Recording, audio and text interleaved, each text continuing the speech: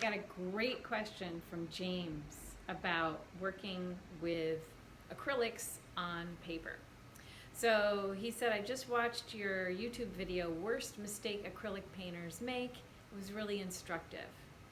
If I may, I have a question related to it. You said that you can dilute with water more than 30% acrylic paint when you work on paper, as the fibers of the paper will hold the pigments, just like they do in watercolor.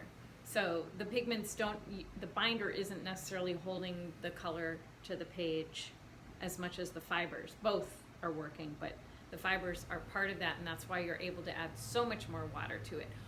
Watch the video he's referring to, Worst Mistake Acrylic Painters Make, for more detail on why this is so.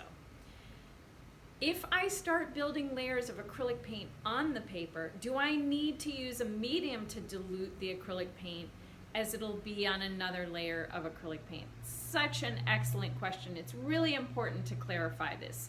So in this case, yes, you'll be able to tell that the paper is getting sealed when the surface of the paper looks more like acrylic paint than it does like paper. So you might notice a slight sheen, a slight glossiness. It just, even when you put water on it, it might start to bead up instead of sink in as it did in the previous layers.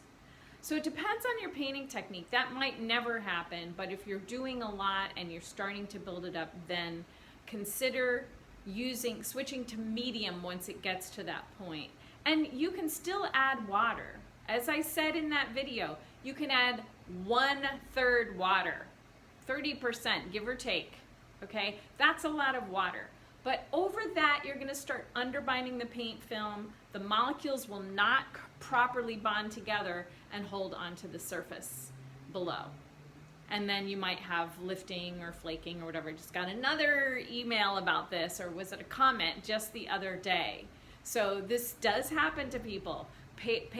Successive layers that are not properly bonded because too much water was used in the acrylic paint, they will lift off. Anyway, excellent question, James. You got the principle. You were spot on. I appreciate the question. Anyone else have questions? Put them in the comments below. If this was helpful, please give the video a thumbs up and subscribe, as I will be having more of these Q&A videos on an ongoing basis. The other thing is, tell us in the comments, do you work with acrylic on paper? And if so, how do you handle it? Are you a person who puts a gesso primer on and treats it like any other primed surface? Or are you a person who prefers to work with your acrylics on the raw, unprimed paper, sort of maybe more of a watercolor technique? Or what do? We're interested. Share how you paint below. Would love to hear. Thank you so much for watching and subscribing and being part of this.